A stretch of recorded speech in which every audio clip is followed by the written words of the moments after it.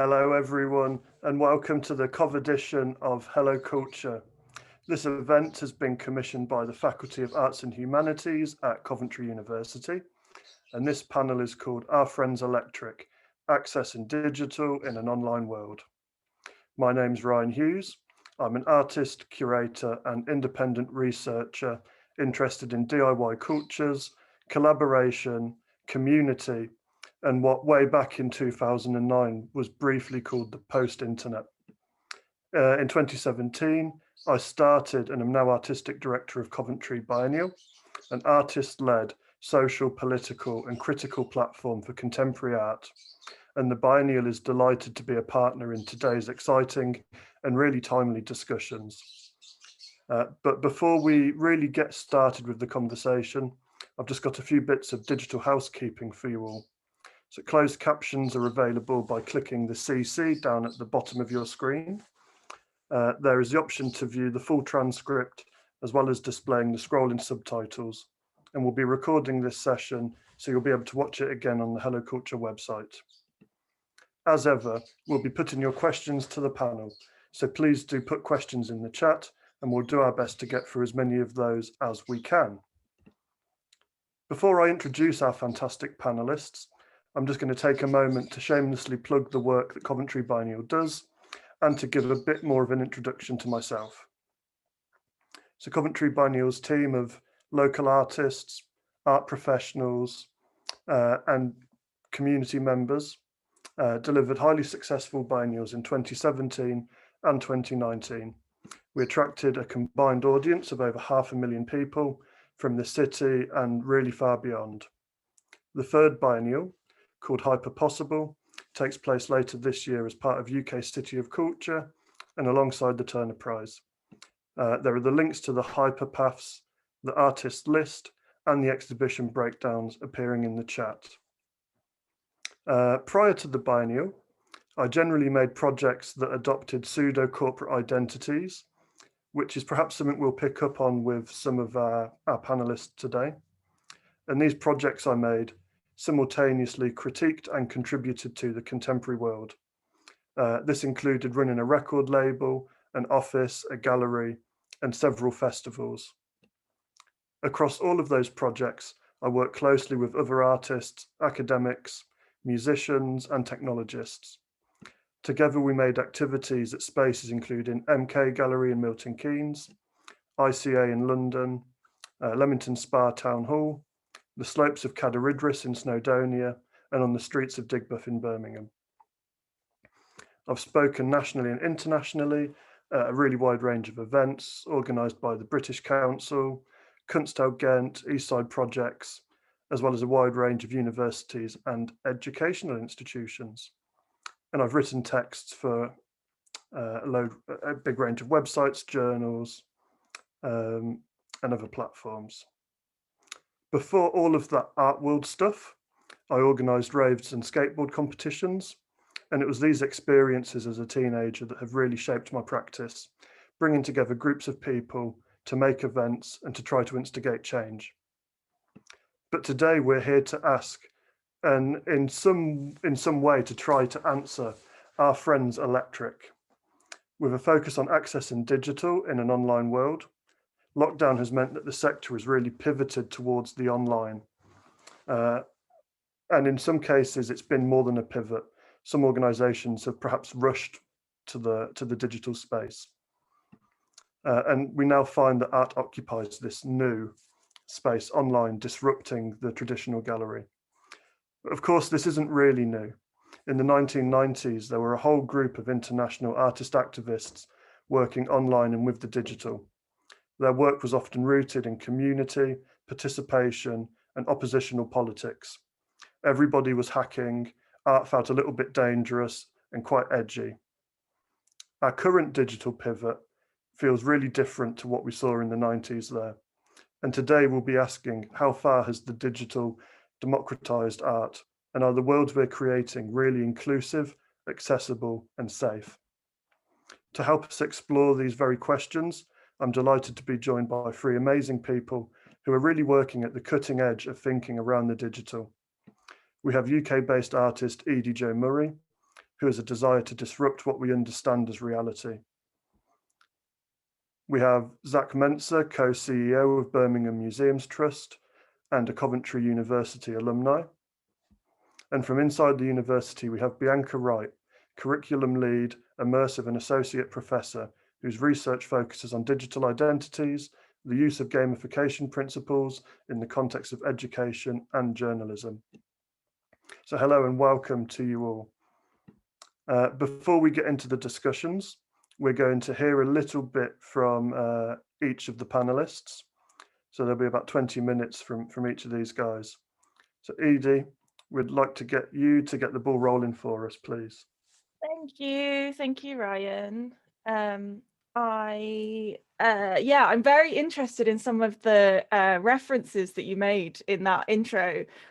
Post-internet, like that, my undergraduate dissertation topic was on the death of post-internet art. So it's very interesting to hear that term used again. So yeah, thank you for having me here. And I just have a few slides and I'm going to talk about who I am and a little bit on my kind of perspective on this topic. So yeah, my name's Edie. I'm an artist. I have been kind of working digitally for a very, very long time. Interestingly, again, something that's come to my mind in relation to this particular topic is a project that I was doing 7 years ago now that was looking at the concept of the internet and online as a alternate utopia and looking at the concept of digital dualism, which is like this contrast between the online and the IRL. And it's so strange to see where we're at now and what that conversation would look like with our kind of current hybrid world that we're living in. But yes, I predominantly work digitally, but also then kind of enhance that with some very sensory-driven exploration of physical media. I do a lot of VR and AR and kind of 3D stuff. And my general vibe is sort of just, like I say here, exploiting cracks in reality, like finding like the little weird things about the world and existence and our perception of the world and kind of digging at them and answering and asking what if questions and stuff like that. So the kind of 2 points that I'm going to come at, my perspective on this very much from my own personal perspective as an independent artist. I know the other panelists will have really, really different kind of perspectives on this from their different careers that they're in. But so to start off, my kind of first point on this is around the positive impact that it's had on me as a practicing artist and as an individual, this kind of very significant pivot to online. So I've got some pictures, I think, on the next slide, just kind of showing some of this stuff around my experiences in the spaces that I've been able to inhabit and find solace in this kind of online world that we're living in at the moment. I've noticed a really interesting thing recently. So I had my first COVID vaccination over 2 months ago now, and when I say that to people, it baffles them. They are very confused, and you can see in their face, what's wrong with you? What? Why? You're young. Why? And that's so interesting to me because how it relates to this kind of setting is that I don't look disabled when I'm in this setting.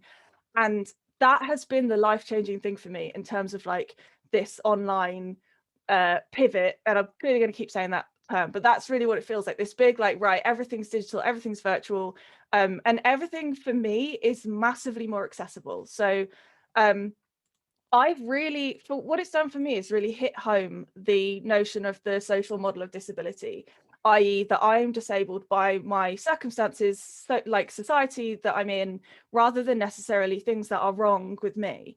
And so the kind of 2 things that I'm plugging here in this slide, and I'm sure Laura will put the links in the chat, is Twitch and my newsletter, which is just wild. So you would have no idea how difficult I find engaging with social and creative and artistic spaces and opportunities in the real world because of how well I'm able to kind of express myself and engage with people virtually and digitally. So it really started in lockdown with me with starting my Twitch channel, which was just a kind of, oh, this would be funny, I'll give it a go.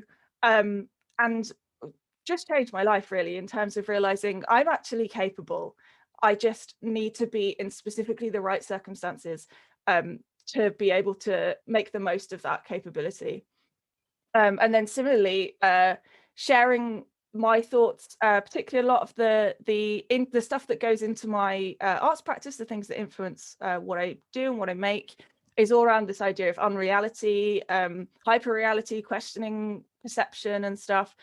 So I just started writing it down, and I found people wanted to hear it. And so I've now got this newsletter, which I put out weekly, which is just my sort of ramblings on just these interesting topics, but to be able to find these ways of engaging with people and having a network and socializing, sometimes kind of one-sided in terms of like this or on Twitch, or alternatively I have a Discord server now that has a number of people in it who have the same kind of interests as I do. And it's realizing that I am capable of engaging and socializing, but I need specific conditions for that to work for me. So that's kind of been the big kind of positive on me as an artist and me as an individual, is creating these very accessible and safe spaces for me and that work for me. But then the alternative that's important for me to talk about here and mention is the kind of double-edged sword of these spaces, and whether these online spaces are safe and necessarily conducive to good well-being and to feeling good about yourself. So the kind of the counterpoint that I want to make with my third slide is just how it, particularly from the perspective of an independent kind of solo practitioner, and how social networks and social media can feed into the sort of negativity of that kind of space. And so I think Laura's put the link in the chat, and I'm going to reference it just because it's my attempt at kind of coping with this. So these are a couple of kind of jokey examples or whatever of, well, and semi-serious examples of how it can be very damaging as an artist to engage really strongly in these kind of spaces. So I have recently created this ridiculous kind of joke Instagram challenge for myself, because I needed something to motivate me, because I was being told, oh, you need to be active. You need to be active online. It's this super important thing. You need to be seen. And it was hard, and art takes time to make. And when you're thinking about like, oh, I haven't posted for 7 days and my follower count's gone down, I'm going to post. And then, oh no, I've posted and that's also made me lose followers, and it can drive you a little bit mad. And I think there's that counter, there's the way you can get caught up in some of these spaces that can be really damaging. And then of course, very much the vulnerability of being online. So it's totally new territory of me that has come out of the comfort that I felt from the previous things I've been talking about. Is that I am more comfortable being visible and existing online, when I previously was very, oh, my profile picture isn't a real picture of me, you won't see me anywhere, I won't be public anywhere, because there is a vulnerability and there is a safety threat sometimes in some ways, and I think that will come up in our discussions. But so I think that's my kind of main thing that I want to bring to this conversation today, is this idea of both how the online world can be incredibly accessible but can also be quite dangerous or unsafe for vulnerable people. Yeah, thank you. That's my intro. I hope I didn't talk far too long. That was perfect, Edie. Thank you for that. I think it was so interesting to hear about the relationship between vulnerability online and the social model of disability. And I think you're right. I think we will come to all of these things in the discussion. But Zach, if we can come over to you for a bit of an introduction, that would be amazing. Hi, good afternoon, everyone. Thanks for listening. I'm Zach Mensah, and I'm co-CEO of Birmingham Museums Trust, which means that I'm a job share and I get to lead a fantastic organisation. My background is in computing, so I was a student at Coventry University, what was ages ago now, 2001 to 2005, where I really got to grips with using technology to help people do positive change, which is my kind of main area of focus. And since then, I've had the privilege of working with individuals, artists, and organizations all over the world to try and do good with digital. And just reflecting on something that Edie said, back in 2001, 2002, there's a bit of the internet can only be used for good kind of vibe that we all had. And in the last sort of 10 years, as more of the internet has permeated more into our lives, we can see that there's lots of great things we can do with the internet, but it can also have its challenges as well, which we'll talk about a little bit today. And for someone who's responsible for organization, I have to be thinking about how we can use technology to further our charitable cause, which is to help people learn about all sorts of interesting subjects, whilst balancing the fact that part of what I'm doing is propping up some of these existing systems that aren't always good for us. And that can be a challenge to try and get those things correct. So when I'm thinking about technology, I often think about these three areas, so scale, scope, and speed, because it really helps me, because the internet's so vast, it really helps me focus a little bit in on how technology can be used. And so we talk about scale here, and people are often talking about how big can you go?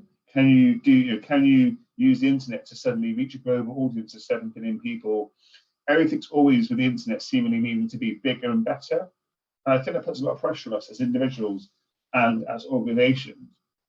So in this bit of the talk, I'd just like to actually say that focus for me in particular is on actually, instead of thinking how big can I go, what is my minimum viable audience?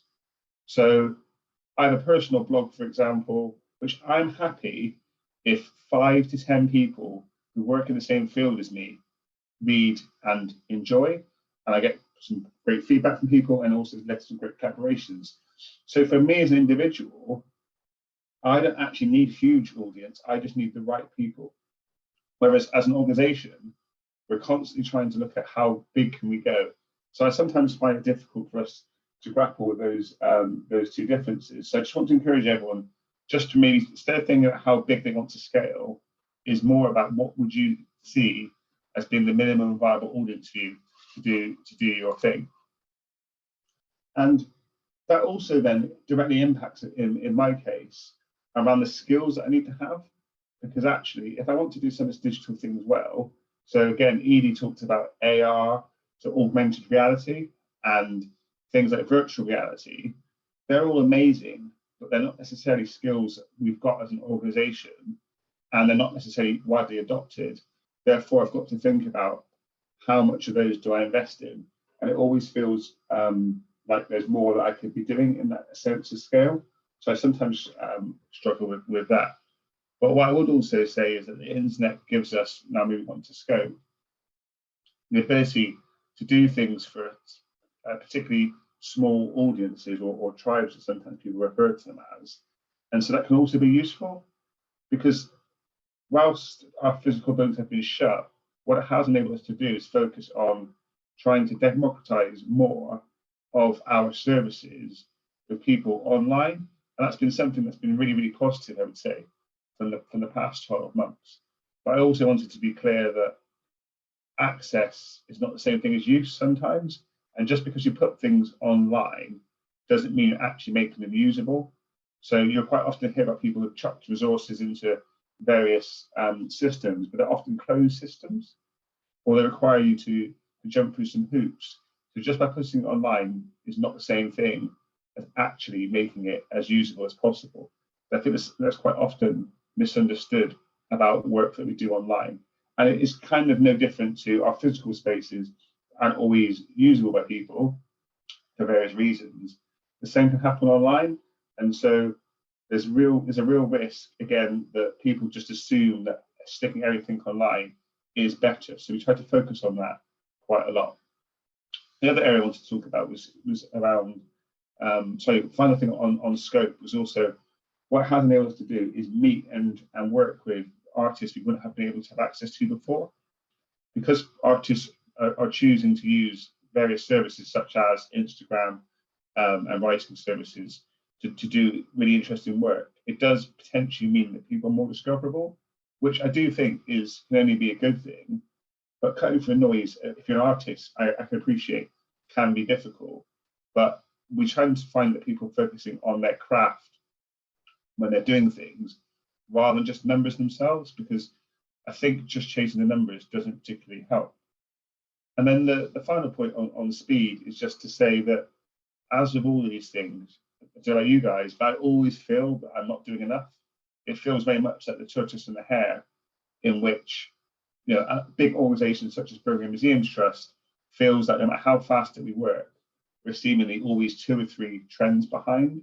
So one of the things I want to encourage people to do is to think about this as a long distance race, in which the tortoise wins, rather than it's not always a sprint. And in my 20 years since starting at Coventry in 2001, so many web services have come and gone in that time. And so even though it feels sometimes that you've got to be on the latest thing, that's not always the case. And that we've just got to kind of focus down and hunker down sometimes on 2 or 3 bits of what we think is useful. And which in my case is, how can I make technology more useful for more people on the curation side? So how can I work with new different artists at different scales across the UK and internationally, but then also who's consuming this technology and how can I make it more useful for those people as well. And just wanted to briefly mention around screen time, just to say that approximately 2 billion mobile phones are sold every year, and that now we're designing for 4 screens. So we're designing for mobile, tablets, computers and laptops, and also screens, as in like big TVs, etc. And it really does allow us to think about uniquely digital, interesting ways to interact with people, both physically in our museums, but also that means we can now take our museums out into the city. And that's something quite unique. So I'd implore people who are really interested in working with old organizations such as mine to just think about some of those new and unique things, because there is definitely scope for collaboration in those newer areas, as well as dealing with some of the older stuff as well. And so if we're increasingly mobile, there's lots of ways you can consider your art and things in the city that you wouldn't have previously done before. The final thing I want to loop back around was, how can I make sure that things that I'm doing are done safely for individuals, so members of the public, for artists that I collaborate with, for staff and for organisation, because with the good on the web also can come some pretty difficult and hard things for us to grapple with as an organisation. So that's just the final point I wanted to make around that. I'm looking forward to the chat for the rest of the session. Thank you. That's amazing. Thanks for that, Zach. I think it's really interesting to think about scale, scope and speed, particularly in the relation to our museums collections and the impacts that we can have on audiences. So yeah, I'm looking forward to coming back to that in the discussion. So Bianca, if we could hear from you, that would be absolutely wonderful. Thank you very much, Ryan, and hello everybody. My name is Bianca Wright and I'm the Curriculum Lead Immersive in the School of Media and Performing Arts and the Faculty of Arts and Humanities at Coventry University. I always like to tell my students I haven't decided what I'm going to be when I grow up, and I'm very fortunate to have had a variety of experiences and opportunities to work across a range of fields. A lot of my interest in technology, and particularly in immersive, has come from my experience as a technology journalist covering emerging technologies over a long period of time, but also obviously in the classroom working with students and up and coming young artists who are interested in exploring and experimenting with a lot of these technologies. So in addition to my role as curriculum lead Immersive, which is fairly new and I'm still navigating some of the specifics of that particular role, I'm also course director for the BA Digital Media course at Coventry University, and that's a course that's really about mixing the creative and the technical. And so these kinds of discussions are the sorts of things that we have with our students as the sort of next generation of artists and media creators coming out of institutions, the kinds of things that they need to think about in terms of their own practice. So my own practice in terms of immersive has covered a range of things, whether it's an augmented reality performance, working with collaborative institutions in Hong Kong, or perhaps the one that is closest to my heart currently, the Playing the News VR Coventry Blitz project, which was very much about tying together heritage and approaches to media reporting in interesting ways. So using immersive technology, specifically virtual reality, and combining that with gamification to report the news, but also to bring information and education around the topic of the Coventry Blitz. As somebody who didn't grow up in Coventry or in the UK, I'm originally from South Africa, a country of great diversity of experience and access, and of great inequality as well. It's been interesting to sort of get to grips with topics that really resonate within the local environment and get to know it through the kind of immersive practice that I'm involved in. And so my own interests in terms of research has been around that notion of recreating history and sort of moving away from that idea of one history to this idea of a multiplicity of histories, and trying to work through the voices that aren't heard and the voices that that need to be more visible within these kinds of spaces. And so a lot of my work is around location and connection, and communities, and not just about sharing content with communities, but also looking at ways in which we can work with communities to share their particular stories. Listening to Zach and Edie talk in their introductions has really resonated with me a number of points. I'm going to maybe go a little bit off script here because it raised some interesting things to think about from my perspective. I think Edie Jo was talking very much about her own experience of lockdown and her own experience of disability, and that really resonated with me, because as somebody who has a chronic illness, I understand completely what these kinds of digital spaces can do in terms of making it much easier for people to engage with each other and to engage in events and experiences that they wouldn't necessarily be able to do in the normal times, the before, I suppose, if we want to call it that. But, you know, one of the things that really stood out for me in my experience over lockdown was some of the constraints. And I think it's very easy for us to assume a certain level of digital connectivity, assume a certain level of access, and to sort of buy into a lot of these narratives around the democratization of the digital. But certainly in my own work, which is very collaborative across different geographies, and a project that we've been working on for over a year now, and which has now just not been able to happen as a result of COVID, it's been very clear that digital isn't always the answer. So the project that I'm talking about is field experience in virtual reality, and ironically it's one that looked at equality of access and equality of attainment, and was very much about collaborating across South Africa and the UK in using immersive technologies to bridge some of those gaps. And yet when confronted with lockdown and the inability to travel, what we found was it was really unworkable in the way that we had designed the project. And so a lot of the things that we had taken for granted, and that I had taken for granted, certainly in my own capacity, were no longer possible. And it's meant that we've had to rethink really a lot of what we're wanting to do with this project. So I think it's very much, as Zach was saying, not a one size fits all in terms of interventions that are digitally focused that can make a difference in terms of access. It's also bearing in mind that there are huge inequalities within not just access to digital, but also the way in which communities are included within those spaces, the ways in which they're able to engage with them at different levels. So, you know, I think coming from that particular perspective, I've covered the digital divide, you know, back when it was one of those terms that you heard a lot more than you do now. And I think what lockdown has done is start the conversation again. And that to me is really important, is to really look at the concept of digital poverty, to really think about what does it mean to create inclusive experiences, and look beyond just access to a device or access to a network, to the broad range of factors that may prevent or impact on the way that somebody may engage with your experiences. So I think it's challenged me quite a lot. It's provided me with a lot of opportunities to think about my own practice and to think about the way that I approach projects. But more importantly, as an educator,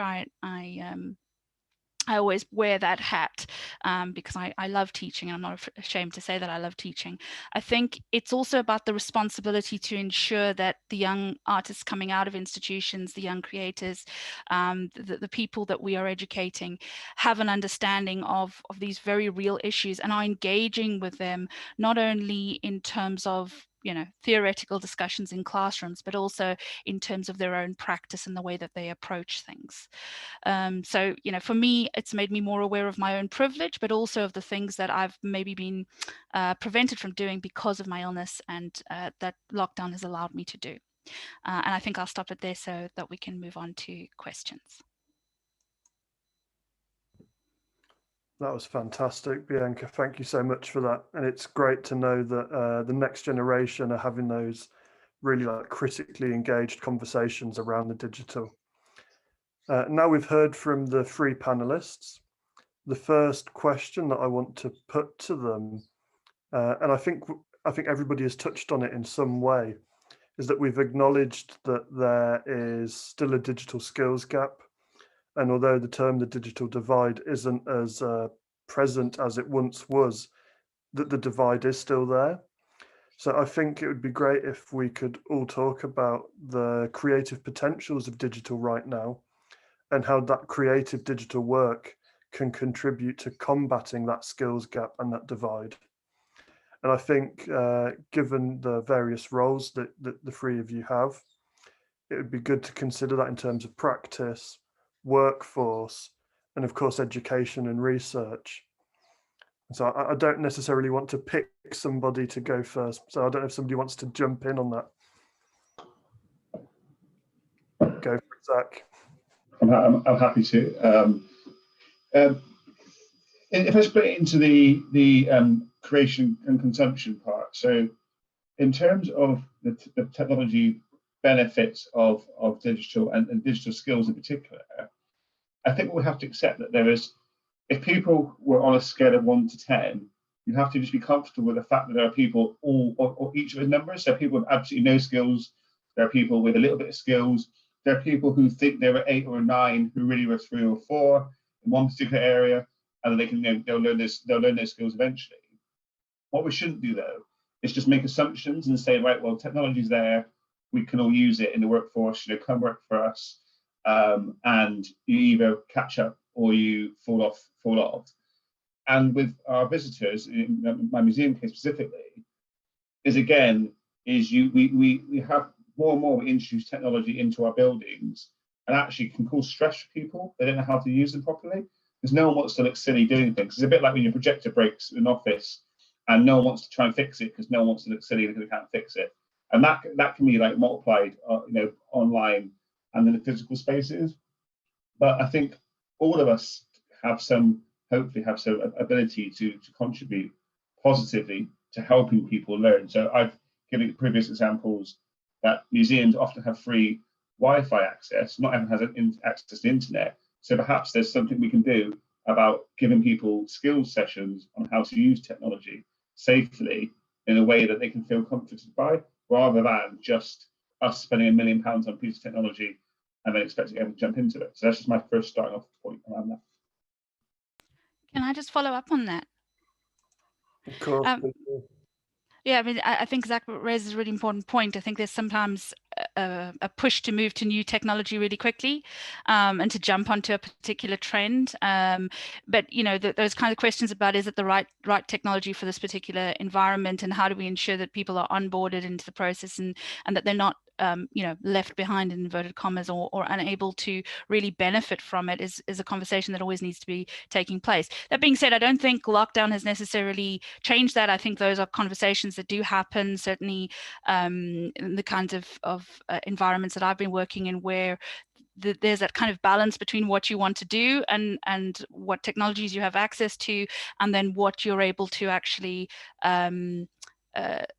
provide access to through various things. So if I think about, the Blitz project was very much constrained by having access to devices, and we made a decision about the kind of devices that we would use, and then being able to go out into those spaces and share that with people. So I think those kinds of interventions that Zach is talking about, being able to have workshops around digital literacy and skills in different spaces to make it as accessible as possible, is really important to ensure that the technologies don't create more divisions and entrench those kinds of divisions.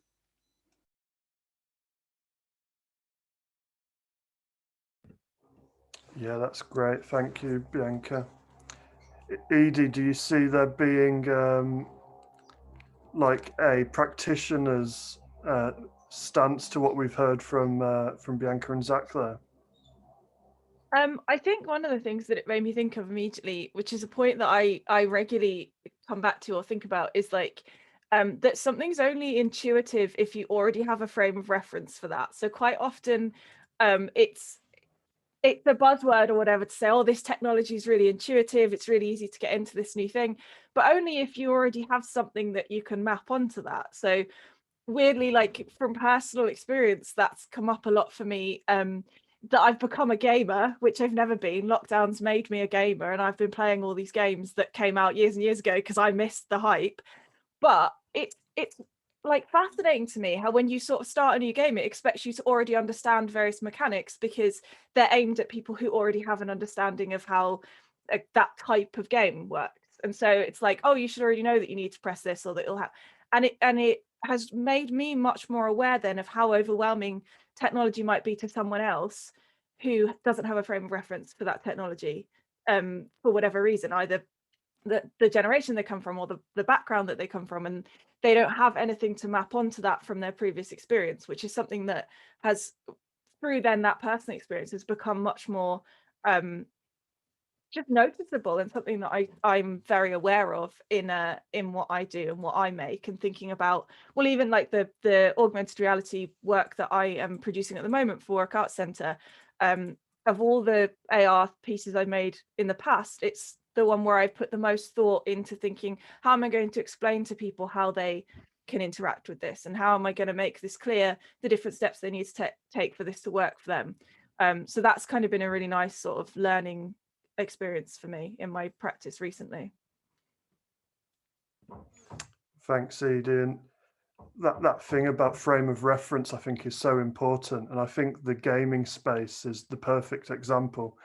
I've been a Fortnite player for a very long time. When Call of Duty Online started kicking into gear again, that the trigger was in the wrong place, and I was absolutely terrible, even though I knew that I should have been able to play this game. But before I come on to the next question, I will just remind everybody out there in the audience, we will be taking questions from you all. Do stick those in the chat. But before we come to the audience questions, my last question for the panel here is really about what and where the digital is. And we've talked about a range of platforms. And it's these platforms that we're really referring to when we think about our relationship to the digital, from big business and so-called social media channels to content hosting sites, the cloud, and more recently, there's been a lot of discussion about NFTs. So how might these spaces and platforms encourage, support, and foster accessibility, do you think?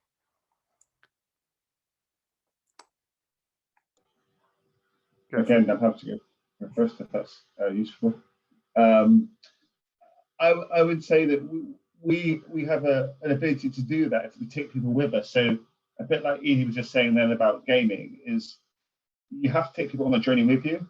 So I think the key thing is for us to think about, for most people, there's a thing called Gardner hype cycle, which has kind of the early adopters right through to what we call your laggards, which is basically everyone using stuff, is when you know that that's how technology works, you should take them with you on that journey.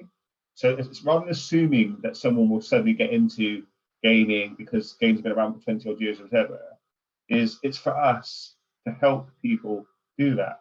So if we're making work, we've got to think, right, well, actually, I won't assume prior knowledge. I will just start off with the very basics. So I always call the Fisher Price model. So in my organization, I can't possibly know the 40 or 50 jobs that we've got. So what I have to do is get a primer into it. And so that applies to digital as well. So we might say to people, the advantages of using technologies like AR, augmented reality, or virtual reality are these 4 or 5 things, and they're advantageous because, and then you explain it, and then you can show people the easy way. So it's kind of implement scaffolding to do it, and then you can advance it over time. And that onboarding process can be quite difficult and time consuming. It's often overlooked by organizations. They just do something, release it, and then no one uses it because no one quite understands it all. So that's quite a common thing for people. Yeah, I think certainly that's our experience, but also just thinking about how that process brings in different groups of people in different ways, and how to make it as sort of accessible to a larger group of people as before. I mean, I think of some of the things that I've worked on where on the day when you're busy taking people through experiences, you're realizing some of those barriers and then feeding that learning back into the cycle of development, so that you know, the next time you're not faced with necessarily those same challenges. Of course, there'll be new ones, but I think one of the things about all of these different things is there's so many. It's a proliferation of channels. It's a proliferation of technologies, and it's sometimes really difficult to decide what is it that you're going to do, particularly in areas like immersive, which is my particular interest, where there's options, but they tie you to certain things. So you know, there's been a lot of pushback against big tech, and yet, you know, if you're designing for an Oculus Quest, you're requiring your audience to have a Facebook account, right? You're locking them into a particular system in a particular way, and particularly in areas like immersive, where there isn't necessarily that critical mass of understanding of what these different technologies are and do. I think those choices need to be incredibly considered and thoughtful to ensure that we're not reinforcing things that we're trying to challenge at the same time.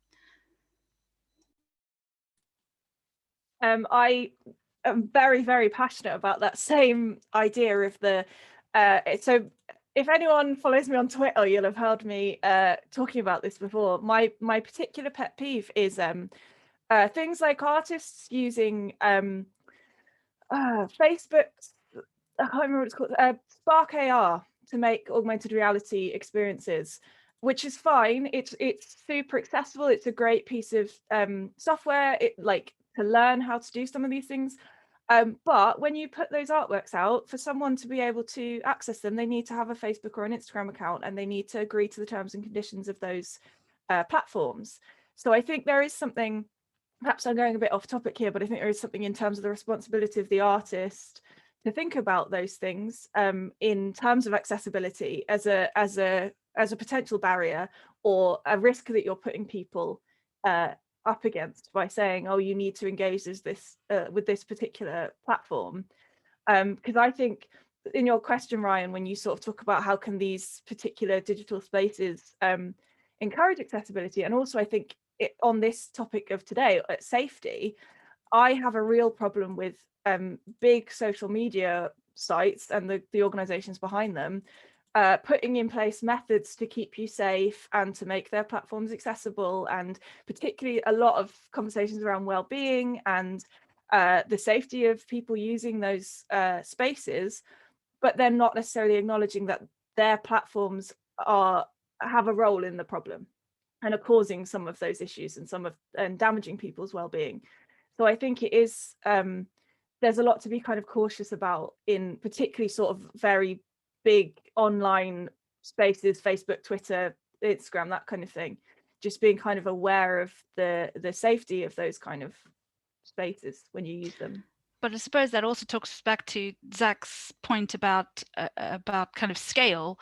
So, you know, how do we move away from platforms that bring the audience to us, that have, you know, the critical mass of people to be able to use these experiences, and how do we move them into other spaces that we may feel are more, I don't know, equitable, more accessible, more inclusive, all of those kinds of things. I think it's an interesting dilemma in terms of the choices that you make, because at some point you make a choice, whether you're going to hang your hat on Google, or you're going to hang your hat on Facebook, or you're going to, whatever it is. Spark AR, it's very interesting that you brought that up, Edie Jo, because actually we've been using that with our students as an accessible way into developing for augmented reality in the BA digital media and some of the other programs that we offer. And again, it's that kind of thing is, are you asking students to sign up for Facebook? What does that actually mean? And what are the implications of all of those things? So I think it's an interesting discussion, but I suppose we're not the ones that have the answer to moving away from those platforms, but I think it's a difficult thing to think about, as much as we may agree with the sort of premise.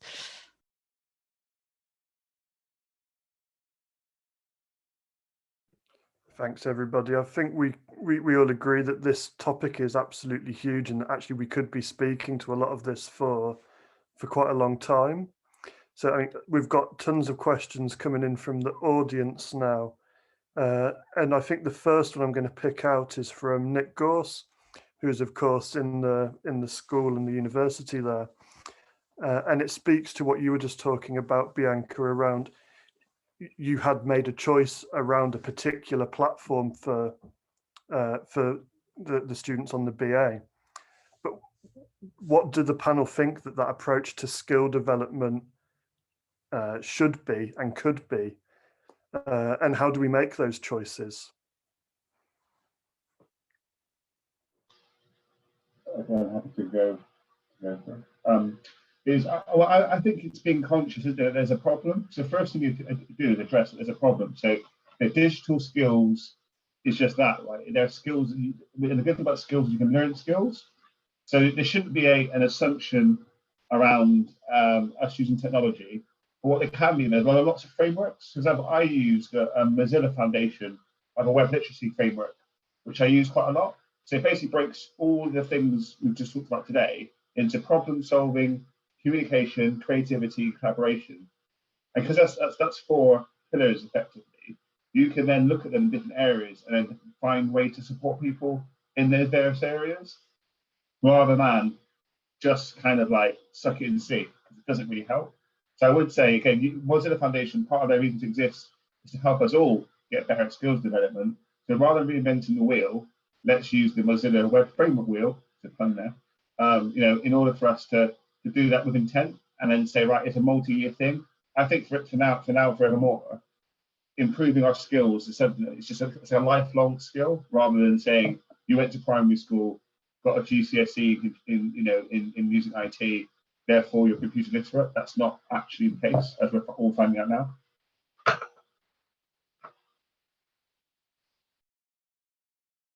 Thanks, Zach.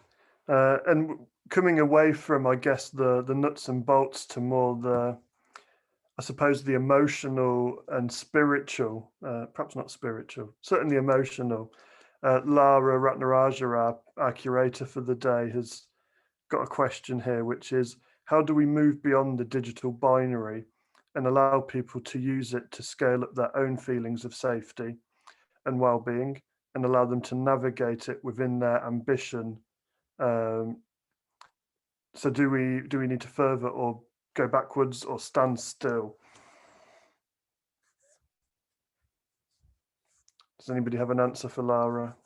I think it's a very big question, and maybe if I had the answer, I might be in a different position.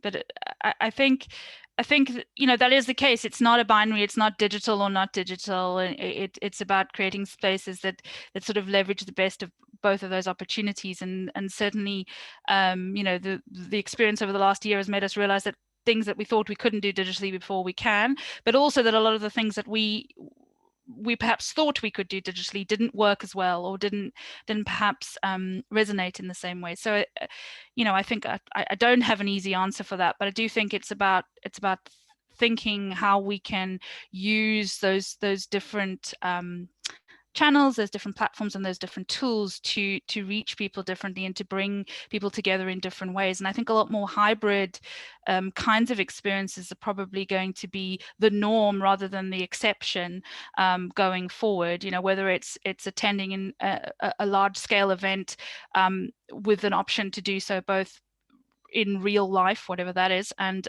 or virtually. I would see that happening a lot more, but I don't know if my panelists have any additional input there. I think you're right. I think that blended and hybrid approach is the fertile ground. I think that's where we're going to see things really building over the coming, certainly months, most likely years, possibly decades. And we've got a question from Jazz Morton that I think builds on this. Jazz is an artist from Coventry, artist and activist. We commissioned her to make a work for the Biennial in 2019. And Jazz is asking, did the panel think that digital could be an accessibility need? An example being putting an exhibition online for accessibility purposes, as well as it forming a potential barrier. So of course we've spoken about the digital divide, and how might we as a society move forward into providing access for all, whether that's digital or in real life. There it is again, real life. I would like to comment on this one because it's something that I am very passionate about, and I'm not saying I have an answer, but it's something that I care a lot about. So it comes into my arts practice. So one of the biggest underlying things behind the work that I make is I'm interested in the fact that everyone has different perceptions of the world and reality. Everyone experiences things different. We are not a whole, like we're all so different in our experiences, and there is no one normal. And I think the problem is, if you want something to be truly accessible, you need to acknowledge that there won't be a one size fits all solution. So that might be having hybrid events, that might be having things that you can attend virtually that also have a real world component. And the difficulty with that, or the inevitable problem there, or difficulty for organizations, is that that's going to be more hassle, more expense, more planning, but that kind of just comes with it. If you want to make sure everyone is included, or as many people as possible, there isn't going to be a solution that is just one or the other. And so I think it's about realizing that that's worth trying to achieve, even if it is more expensive or more difficult than it would be to just put something in one format.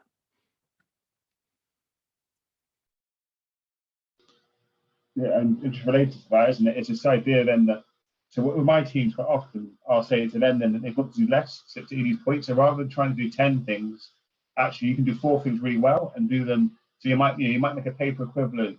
You might offer access requirements and deal with it, address them properly, rather than trying to just, like, for example, sticking video online, not putting subtitles, not putting captioning, and no other descriptions of it. All of that is easy to do, isn't it? And we all do it because it's easy and quick. It's not the right thing to do, unless it really impacts us. So we all have to, I guess, band together and have those at minimum standards, and say, actually, if it's a physical building, you have rules and regulations about how you make it accessible, and we need to find ways for our organizations or as individuals to do that for our online work as well. And also, I'd always say that online is in real life, because there's someone at the end of a computer somewhere. So it's like this idea of real life versus not real life is always a slightly funny one for me.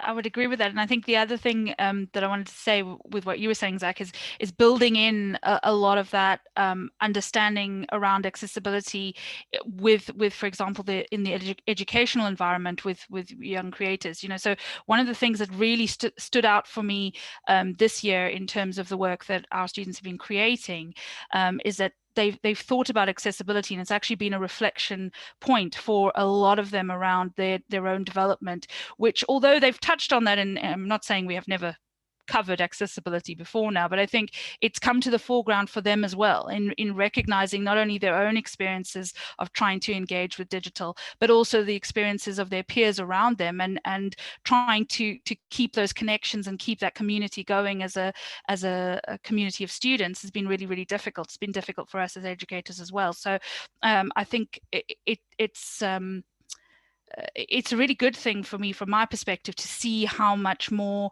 they're conscientized towards those issues that we're talking about today. And it makes me feel good in terms of where we're going for those kinds of skills development. And we've just got time for one more question, which has come in from Craig Ashley, who's the co-curator of today. And Craig's asked, first he sends his thanks to everybody and highlights this has been a really interesting conversation. Then he asks, as we think increasingly about the digital experience in the public realm, what safeguards are needed, or how does society think about regulating digital experience in public space? I think, Zach, that probably touches on what you were talking about in reference to things like building regs and how we guide audience through physical space. Yeah, I'd probably say that it's inevitable. Again, the 20-year ago version of me still had no hair, by the way, 20 years ago.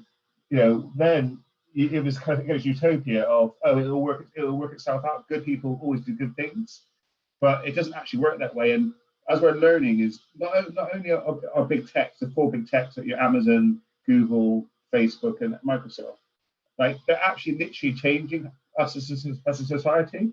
So, it is no argument to me that it needs to have some kinds of controls in it, because actually it's so big and so embedded in our fabric of life now that just to let it run for the sake of profit can only be bad. Like, nothing that's pure profit driven has ever done just pure good in the world. So it's like there probably needs to be some safeguards and checks on that, particularly as we were talked about earlier. The fact you almost have to have a Facebook or Google account to be on the web is a red flag. And it's like, how can we as a society use the internet but not too bogged down on it? That's why Amazon, for example, are building infrastructure in space even now. They're trying to build literally the fabric of internet in space so they can control it. It's like, how do we do that? Is that good? Probably not. And so, yeah, those are my thoughts. And so thanks for that, Zach. I think we'll take the red flag that you've raised and turn it into a checkered flag for the end of the session. Unfortunately, we are out of time. I want to reiterate Craig's thanks to all of the panelists. Edie, Zach, Bianca, you've all been wonderful. And of course, I want to extend some thanks to Coventry University Faculty of Arts and Humanities, especially our co-curator Craig and programme curator Lara, who have pulled together a really inspiring day. We also need to shout out everyone behind the scenes who have made this absolutely amazing to work on. So producer Shirley Benson, tech producer Gareth Peel, and closed captioner Wendy Osmond. Thank you to you all as well. I hope you've been enjoying the Hello Culture Cov sessions today. There's still one more session left from 4 p.m, and that's exploring place, space, and identity. It's chaired by the amazing Helga Henry and features Simon Vaughan, the Managing Director of Creative Giants, who of course have been working right across the city centre redevelopments in Coventry, as well as local artist and activist Helen Kilby-Nelson, who again you'll be able to see at the 3rd Coventry Biennial later this year. And then that panel's rounded out by the super talented, committed and tireless Cara Pickering, who is Visual Arts Programme Producer at UK City of Culture. If you're not able to catch this upcoming panel, or if you've missed any of the others today, they're all available on the Hello Culture website very soon. Thanks everybody, and goodbye.